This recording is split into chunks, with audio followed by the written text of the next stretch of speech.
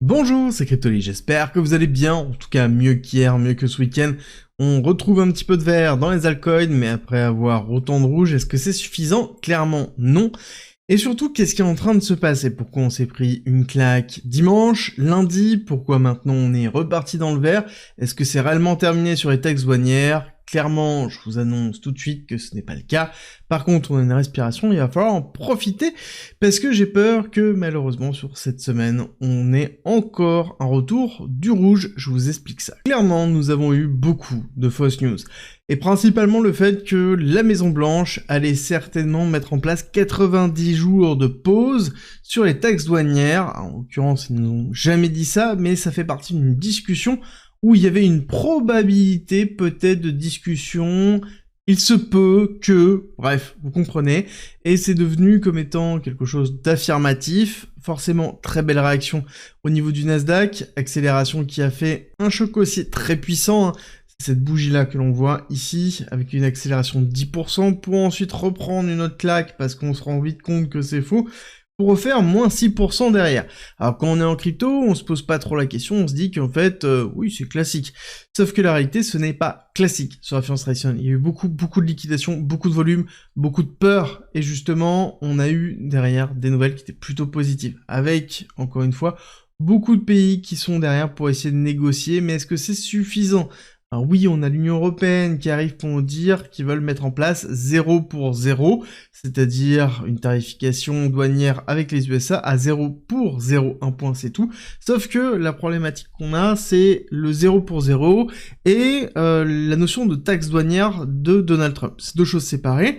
Donald Trump fait une représentation des taxes douanières comme étant ici un écart sur les importations et les exportations qu'ils ont sur certaines typologies de produits, et non pas la totalité des produits. Donc ce type de proposition, malheureusement, ne fonctionnera pas, et c'est pour ça que, à contrario de cette allégation que l'on voit là, on voit des nouvelles qui arrivent de l'Union Européenne disant qu'ils vont mettre en place aussi une réciproque à 25% sur les USA, voir la réponse qu'on pourrait avoir. En tout cas, ce qui est sûr, c'est que on a peur d'avoir encore une fois une nouvelle chute, et c'est tout à fait cohérent par rapport à ce que je voulais vous montrer. Et là, c'est Larry Fink, donc président de BlackRock, plus gros fonds mondial de gestion d'assets, hein, vraiment très conséquent, qui nous explique qu'on pourrait très bien avoir encore moins 20% sur le S&P 500 et potentiellement le Nasdaq, voire même peut-être plus le Nasdaq. Parce que là où on a un ensemble de pays qui se dépêchent d'aller aux USA pour négocier, nous avons la Chine qui, quant à elle, augmente ses tarifications, donc fait une réciproque de 35%. Donald Trump annonce tout de suite que soit il la retire aujourd'hui, donc ce soir, soit il y a encore 35% qui vont monter, et globalement on a de la surenchère. Je sais plus si c'est 35 ou 50%, faudrait vérifier, mais bref, peu importe, là on est totalement dans quelque chose qui est débile, on est juste dans un concours de qui va faire pipi le plus loin, et globalement, ici nous avons la Chine versus les USA qui sont en train de s'affronter sur ce terrain, et la Chine dit qu'il ne reculera pas, ils se battront jusqu'au bout au niveau des tarifs, et vont systématiquement aller encore plus loin. Ils parlent de mesure, et ça c'est intéressant de voir la notion de mesure, parce que on commence à avoir la Chine qui bifurque en disant ok, vous voulez aller sur les taxes douanières, il n'y a pas de problème, nous on va aller à ce moment-là sur les terres rares. Les USA vont dire ok, bah à ce moment-là on va encore limiter l'accès aux microchips. Ok, bah à ce moment-là qu'est-ce qui va se passer, et ainsi de suite. Je pense même qu'il peut avoir des manipulations, la Chine l'a déjà montré, sur la monnaie chinoise pour pouvoir alléger une partie des taxes douanières, c'est quand même des spécialistes là-dessus, et donc forcément on va avoir une augmentation des tensions entre Chine et USA, et Trump a bien noté à l'heure actuelle qu'il ne souhaite pas discuter avec la Chine tant qu'ils n'ont pas baissé leurs taxes douanières par rapport à l'augmentation qu'ils ont effectuée. Bref, tout ça pour dire qu'on risque de patienter et de voir vraiment un combat de coq entre la Chine et les USA, ce qui pourrait donner aussi une idée, par exemple, à l'Europe et à certains autres pays de faire la même chose. Mais est-ce qu'ils vont être capables de le faire? Je ne sais pas, ça n'empêche qu'on a ici des tentatives de discussion, notamment du ministre du Commerce chinois, qui sont ouverts à la discussion, mais uniquement dans un respect mutuel et sur equal footing, donc ça veut dire pied égal. Sauf que c'est vrai que quand on regarde d'un point de vue extérieur, on peut se dire que les USA sont en mode blackmail, en disant bon bah c'est ça ou rien, soit tu fais quelque chose, soit c'est comme ça. Bon, l'un dans l'autre, je pense que la résolution ne va pas être pour tout de suite. Ça ne veut pas dire qu'on va replonger dès aujourd'hui. Ça veut certainement dire qu'on va avoir une phase de respiration qui va être plutôt positive, notamment retester ici les 382 et les 0,5 de l'impulsion baissière que l'on vient de connaître, donc c'est-à-dire retester les 19 000 points. Zone en plus qui est très solide, qui avait été difficile à passer à de nombreuses reprises. On le voit très très bien ici, dans ce bloc-là.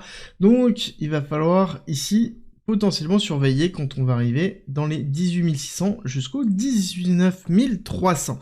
Qui va être pour moi la zone vraiment importante sur une respiration que l'on pourra avoir pour faire potentiellement ici une continuité baissière que l'on pourra avoir et qui serait ici certainement une très très belle opportunité pour aller poser un bottom tranquillement sur une fin de négociation.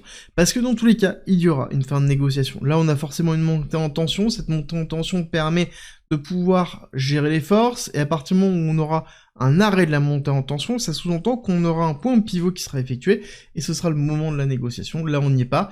Donc malheureusement, toutes les nouvelles qui peuvent arriver peuvent déclencher ici des chutes, même si les marchés sont en train de pricer la continuité des tensions géopolitiques autour des taxes douanières. On est en train de pricer le fait que certainement il n'y aura pas de retard, il n'y aura pas de retrait, en tout cas tout de suite.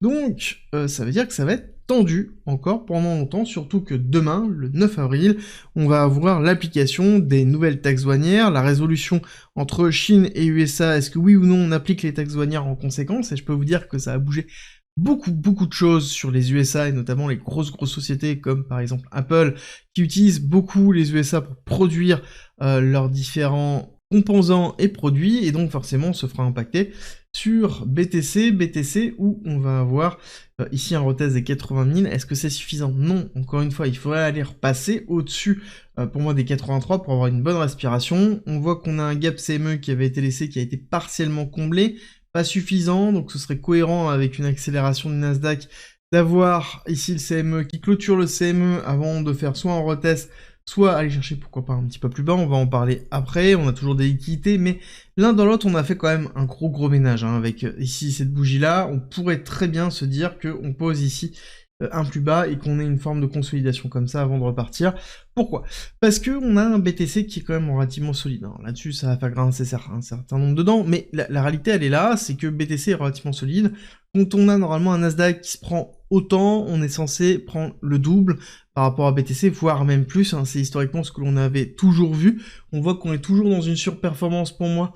BTC sur Nasdaq, quand on regarde ça, on se dit que oui, on tient quand même plutôt bien les niveaux clés, et on est au-dessus des niveaux clés que l'on voulait, c'est-à-dire au-dessus des 4,41.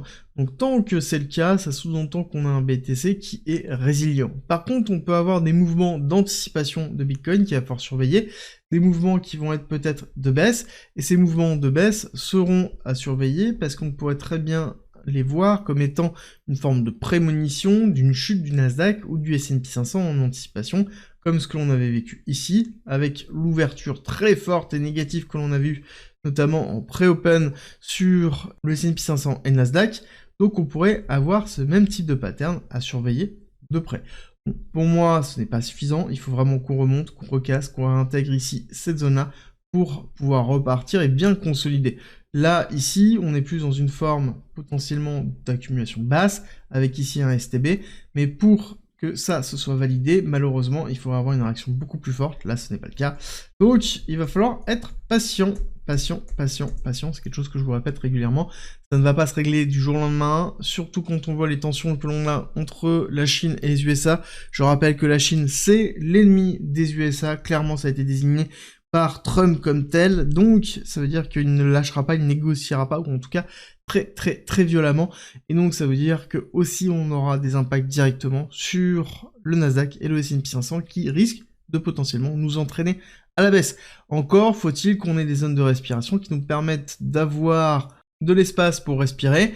Je pense que la journée qu'on a vécue d'hier, malgré ici les mouvements internes, est plutôt positive. C'est-à-dire qu'on a bien liquidé en pré-opening sur toute cette mèche-là, on est reparti plutôt à la hausse, on a fait beaucoup de short squeeze, et là on a atteint en fait un marché qui est à peu près stable, donc ça c'est un très bon point. Par contre, je pense qu'il va falloir attendre vraiment cette résolution. Et il va falloir surtout être préparé demain à l'ouverture du marché sur la mise en place et l'application des taxes douanières, parce que là c'est en train d'être pricé, mais la réalité c'est que tant que c'est pas effectif, on a une forte probabilité d'avoir une impulsion baissière. Surtout que si on dézoome un petit peu, on voit qu'on a une belle réaction sur le 0,5, donc normal d'avoir une belle réaction. Maintenant, ça ne veut pas dire qu'on est forcément obligé de repartir, on peut juste avoir une réaction de respiration et ensuite faire une continuité baissière, aller retester ici le 618, qu'on avait dans les alentours de 15 000 points, qui est pour moi une zone vraiment à surveiller de près. Si on a une cassure, là on aura certainement un bottom qui se posera. Est-ce que le bottom est posé maintenant? Peut-être. Je pense que c'est un peu compliqué au vu de ce qui se passe entre la Chine et les USA. Si on n'avait pas eu une réaction chinoise comme ça, je pense qu'on aurait posé un bottom maintenant. Là, actuellement, il va falloir être un petit peu plus patient, surtout si on a encore des dégradations. Si par contre, à contrario, on a un allègement et un début de discussion et des éléments positifs entre USA et Chine, je pense qu'à ce moment-là, on aura posé un bottom et on n'ira pas plus bas, que ce soit sur BTC, que ce soit sur Nasdaq, et on repartira dans une séance, en tout cas moyen terme, plutôt positive, avec une réaccélération haussière. Mais malheureusement, il est encore trop tôt pour en parler, parce qu'il va falloir attendre les échanges entre l'un et l'autre. Je pense que ça va faire une forme de ping-pong. En attendant, dans les données intéressantes de liquidation, on voit qu'on a bien liquidé toute la partie basse, on a reliquidé une petite partie haute, mais très très légère. On a laissé quand même pas mal de choses en dessous des 74 000. On est en train de recréer de la liquidité d'ailleurs dans les alentours des 70 000, on le voit bien ici, les clusters qui sont en train de se reformer. Bon, est-ce que ça veut dire qu'on doit aller forcément chercher les 65 et 64? Non. En l'occurrence, non. On voit qu'on recrée aussi de la liquidité dans les 85. 85 qui correspond à tout ce bloc-là, hein, tout le travail de liquidité qu'on avait effectué, qu'on est allé purger justement le 6 avril. Là, en l'occurrence, on pourrait très bien avoir, comme je vous l'ai expliqué tout à l'heure, sur un Nasdaq qui pousse, un BTC qui pousse, qui va chercher les 85 000, qui va liquider toute cette partie-là, voire même peut-être une petite mèche dans les 90. Puis ensuite, après, aller refaire un retest, soit dans les 75, soit aller un petit peu plus bas.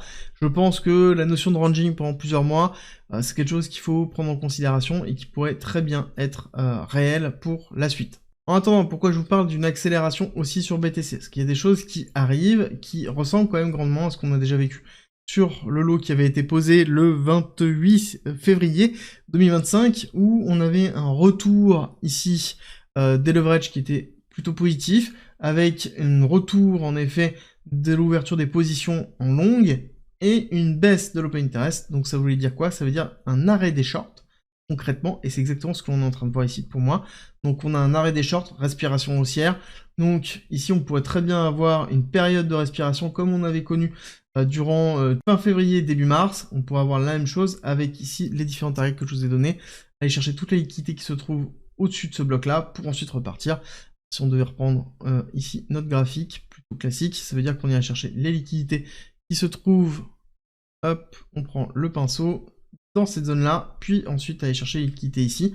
Là, on a beaucoup de liquidités, on l'a vu tout à l'heure, on a beaucoup de liquidités qui se trouvent là, donc ce serait cohérent de faire hop, quelque chose comme ça, qui aille chercher dans cette zone-là, voire même chercher un petit peu plus bas pour repartir. Là, ce serait cohérent. Par contre, il faut impérativement que le Nasdaq pousse. Si le Nasdaq ne pousse pas, je pense pas que le BTC puisse le faire de son côté. Et encore une fois, ouverture du marché US, beaucoup de volatilité, beaucoup de risques. Faites attention, ne surréagissez pas, surtout ne cherchez pas à timer le plus bas. Attendez les confirmations, ne faites pas l'erreur classique d'essayer d'anticiper le marché, surtout très important, vous voyez bien qu'il y a beaucoup de fake news, il y a beaucoup d'enjeux qui sont en cours, et les enjeux ne sont pas sur BTC, les enjeux sont sur le Nasdaq, sont sur le S&P 500, sont sur l'économie mondiale, donc ça veut dire des gros acteurs qui sont dessus, donc beaucoup de fake news qui risquent d'arriver, et beaucoup de volatilité. Surtout, préservez votre capital, n'oubliez pas, sans capital, vous ne pouvez pas derrière continuer à investir. C'est vraiment le point le plus important. En attendant, soyez patients, soyez attentifs, il se passe beaucoup de choses en ce moment, c'est vraiment très agréable de comprendre tout ce qui est en train de se faire, tout ce qui est en train de se mettre en place. Et d'ailleurs, si vous voulez en discuter, en savoir plus, n'oubliez pas qu'en commentaire en description, vous avez le moyen de me rejoindre dans mon groupe privé gratuit, où vous avez de la formation, de l'information, vous avez les replays des dernières masterclass, et vous avez aussi plein de zones pour pouvoir discuter avec d'autres membres, d'autres investisseurs comme vous. C'est en commentaire en description, c'est gratuit, et nous on se retrouve très vite pour une nouvelle vidéo.